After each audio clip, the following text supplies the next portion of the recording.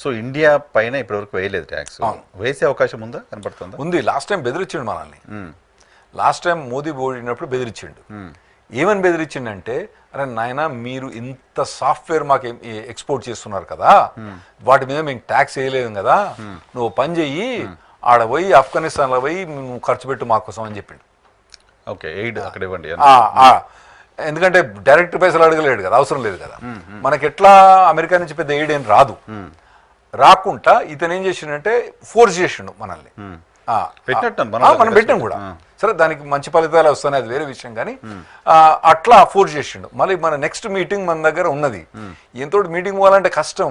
Last time మీరు ఒకసారి చూడాలి. MBS తెలుసు కదా మీకు, Saudi Arabia, Mohammed bin Sultan, మన ఏదైతే ఇది future king of crown prince of Saudi Arabia, అతను పోతేనండి అందరు టీవీల ముందు పెట్టి, నువ్వు నీకు చిల్లదే కదా అని చెప్పి, ఇది కొంటాడు అది కొంటాడు అని చెప్పేసి కొనిపించేసాడు.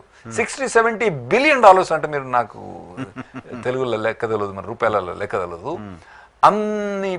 అంత పైసలు అంతా కొనిపించేసి. ఇదే బిజినెస్ మ్యాన్. అయితే ఇప్పుడు మనం మోదీ పోతా అంటే ఎట్టయిద్దో తెలియదు. ఈజ్ ఏ బిజినెస్ మ్యాన్, కానీ అతనికి అమెరికా ప్రెసిడెంట్కి ఎక్కువ పవర్ ఉంది కదా, అతనికి ఎక్కువ పవర్ ఉంది కదా. మనది ఎంత అండి ఎకానమీ, మీకు సింపుల్గా చెప్పాలంటే, మన ఇండియన్ బడ్జెట్ నాకు ఇండియన్ అబౌట్ $500 బిలియన్, మాది $6 ట్రిలియన్. సో 10 times కన్నా ఎక్కువ బడ్జెట్ మాది. మా మిలిటరీ బడ్జెట్ ఎంతనో మొత్తం ఇండియా బడ్జెట్ ఎంత ఉంది. అట్లుంటుంది అండి మాది. సోషల్ సెక్యూరిటీ, మా రిటైర్మెంట్ ఫండ్ ఏందనో ఇండియా బడ్జెట్ కు డబుల్ ఉంది మాది. సో డెఫినెట్లీ పెద్దన్న కదా, పైసలలో అయితే పెద్దన్న అమెరికానే. సో ఇతను పోయినప్పుడు మరి పెద్దన్న ఏం చేస్తాడా, ఇస్తాడా, ఏం చేస్తాడా అన్నది భయమే మనకు. ఓకే, సో ఇప్పుడు కనుక ట్యాక్స్ వేయకపోతే ఇండియాకి, ఈ కంట్రీస్, ఇప్పుడు కెనడా లాంటి కంట్రీస్, చైనా లాంటి కంట్రీస్ ఇండియాలో తమ ఎస్టాబ్లిష్మెంట్స్ పెట్టుకొని ఇక్కడ నుంచి యూఎస్కి ఎక్స్పోర్ట్ చేసే ప్రయత్నం చేస్తాయేమో కదా? చెయ్యాలి, కాకపోతే ఇండియా క్యాష్ చేసుకోవాలి. అప్పుడు కొన్ని చైనీస్ కంపెనీని వెల్కమ్ చేయలేదు ఒకటి. ఇంకోటి ఏంటంటే, మన ఇండియాలో కాస్ట్ ఆఫ్ డూయింగ్ బిజినెస్ చాలా ఎక్కువ అండి ఇక్కడ. అంటే ఇప్పుడు కాస్ట్ ఆఫ్ డూయింగ్ బిజినెస్ అంటే లేబర్కే కాస్ట్ ఆఫ్ డూయింగ్ బిజినెస్ కాదు, ఆ సైడ్ ఏదైతే కాస్ట్ ఉంటుందో అది ఎక్కువ. చెప్పాలంటే ఇప్పుడు ఇక్కడ రెంట్స్, మా హ్యూస్టన్ రెంట్స్ చూసుకుంటే, మా హ్యూస్టన్ రెంట్స్ చీప్. ఏది ఆఫీస్ రెంట్స్ హైదరాబాద్ కంటే చీపు. ఎందుకంత కాస్ట్ అట్లా అన్నట్టు, అటువంటిని క్యాలిక్యులేట్ చేసుకుంటే. ఇంకోటి, మాకు అక్కడ మీకు సింపుల్ ఒక ఆఫీస్ ఎక్స్పెండిచర్ చెప్తానండి. మాకు ఆఫీస్ ఎక్స్పెండిచర్లా 70 to 80% of the office expenditure మాకేమైంది శాలరీస్ ఉంటాయి. మీరు బిజినెస్ రన్ చేస్తున్నారు కదండి, మీకు తెలుసు కదా, మీకు ఎక్స్పెండిచర్ శాలరీస్ ఎంత, మిగతా ఎక్స్పెండిచర్ ఎంత. మిగతా ఎక్స్పెండిచర్ ఎక్కువ ఉన్నది మీకు. అవును, that is what I call cost of business. అవి తగ్గియాలన్నట్టు. ఇది ఇక్కడ మన దగ్గర లేదు. మనకు ఎంప్లాయీస్కి ఇస్తే మంచిదే, కానీ అన్నిటికి వేస్ట్కి ఎక్కువ అంటే ఇవ్వకూడదు అన్నట్టు. ఇప్పుడు యుఎస్లో ఉన్న మూడ్ ఏంటి? ఇండియా పైన కూడా ఇంపోజ్ చేస్తారు ట్యాక్స్ అనే మూడ్ ఉందా? అంటే ఇండియా ఆ టాప్ 10 లిస్ట్లో లేదు. ఏదైతే తైవాన్ ఉంది, సౌత్ కొరియా ఉంది, వియట్నాం ఉంది, తర్వాత కొన్ని జర్మనీ ఉంది, తర్వాత some of the European countries ఉన్నాయి. టాప్ 10 కంట్రీస్లో లేదు. కానీ వాడు అయినా చూడడు కదా, మోదీకి పోయినప్పుడు ఒకటే ఉంటుంది, నెంబర్ ఉంటుంది. Exports to India $45 billion, import from India $100 billion, somewhere around $85 billion. And మా $50 బిలియన్ మన లోటు, $40-50 బిలియన్ లోట్లు ఉన్నాం. దీన్ని నాకేంటట ట్రంప్ నాకేంటట అని మొదలు పెడతాడు వాడు. డిస్కషన్ అక్కడ మొదలు పెడతాడు.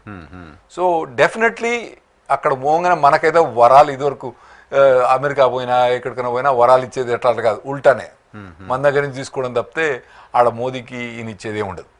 సో ఇక్కడ నుంచి యుఎస్కి ఎక్స్పోర్ట్ చేయాలనుకుంటున్న కంపెనీలు యుఎస్లో కూడా ట్యాక్స్ కట్టాలి కాబట్టి ఇక్కడ వాటి రేట్లు పెరిగిపోతాయి, అంతేనా?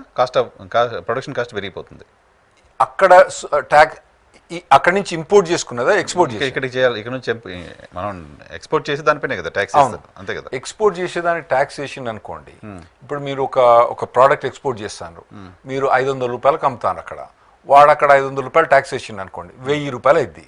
కానీ అక్కడ మార్కెట్లో $1000 కొంటోడు ఉండడు, 900కే కొంటాడు. కొంటే ఏం చేయాలి వాడు? ఇక్కడ ఉన్న 500 కంట్రోల్ చేయాలన్నట్టు, శాలరీస్ గిల్లీస్ అని తగ్గియాలి వాడు. ఓకే. సో మనకు నష్టమైంది అట్లా, ఎందుకంటే వాడు 1000 కొన్నాడు అక్కడ, సో నష్టమైంది. కొన్ని కంపెనీస్ ఏం చేస్తాయంటే, నేను కొన్ని సోలార్ కంపెనీస్తో డీల్ చేసిన అక్కడ, వాళ్ళు ఏం చేశారంటే వాడు అక్కడ ట్యాక్స్ వేస్తాడు కాబట్టి ఇక్కడ నుంచి ఇండస్ట్రీ తీసి అక్కడ పెడతారు, లేదా అక్కడ ఇంకో ఇండస్ట్రీ పెడతారు. ఏదైతే ఇక్కడ మనం 500 రూపాయలు తయారు చేయదలుచుకున్నామో అది అమెరికాలో పోయి 800 రూపాయలు 900 రూపాయలు తయారు చేస్తాం, కొంత పైసలు మిగిలిపోతాయి. ఎందుకంటే ఇదివరకు 500 తయారు చేసి 1000 అమ్మేది, ఆడ 500 ట్యాక్స్ వేస్తాను కాబట్టి మనకి ఏం మిగులుతలేవు. అక్కడనే ఇండస్ట్రీ పెడితే 800కు, అది అమెరికా ప్రభుత్వ దృష్టిలో మంచిదే కదా, ఎందుకంటే అతనికి ఇండస్ట్రీ వస్తుంది. కాకపోతే మన ఇండియాకి నష్టమైంది. అటువంటి వాటితోటి మన టారిఫ్స్ పెడితే మన ఇండియాకి నష్టమైంది. అప్పుడు ఇండియాని మీరు ఇక్కడ వేస్తున్న ట్యాక్స్ తగ్గించుకోండి అనే ప్రపోజల్ కూడా బహుశా అమెరికా చేస్తుందేమో కదా. చేయాలి, అది చేస్తారు. సో ఆ ట్యాక్స్ దానికి ఇండియా ఒప్పుకుంటే, ఆల్రెడీ ఏం చేసిండంటే ఇతను మోడీ పోకముందే ఈ రిపబ్లికన్ ఇండస్ట్రీస్, డెమోక్రాట్ ఇండస్ట్రీస్ అని ఉంటాయి. హార్డ్లీ డేవిడ్సన్ మీరు ఎప్పుడన్నా హార్డ్లీ డేవిడ్సన్ నడిపే వాళ్ళల్లా 90% రిపబ్లికన్స్ ఉంటారు. అది ఎందుకు అనేది పెద్ద ఉంటుంది లేండి, అది 90% రిపబ్లికన్స్ ఉంటారు. హార్డ్లీ డేవిడ్సన్ ఓనర్షిప్ కానీ వాళ్ళందరూ కూడా 90% American company, that's an American company. దాని మీద మొత్తం ట్యాక్స్ తీసేసాడు, ఏదైతే మన టారిఫ్ ఉందో మొత్తం తీసి పడేసి చాలా రెడ్యూస్ చేసి పడేసాడు. ఎందుకంటే ఇదైతే మస్కాబాజీ కొట్టినట్టు ఉంటుంది కదా. సో మొదలు చేస్తాడు అన్నట్టు, కానీ ఇది అక్కడ మీటింగ్ పోకముందే చేసిండు. మీటింగ్ పోయిన తర్వాత ఎన్ని చేయాల్సి వస్తుందో తెలియదు అన్నట్టు. ఇక్కడ నుంచి మోటార్ సైకిల్ పంపితేనేమో అమెరికా వాళ్ళు ఏమి ఇస్తలేరు, అక్కడ నుంచి హార్డ్లీ డేవిడ్సన్ వాడు 10,000 పంపిస్తే ఇక్కడికి వచ్చి 20,000 ఎక్కువ ట్యాక్స్ ఇస్తాను. 2 లక్షలు 2.5 లక్షలు ఇప్పుడు అది. అంటే నేను ఎగ్జాంపుల్ చెప్తాను, బాగా డిమాండ్ ఉంది, స్కేల్ కూడా ఉంది.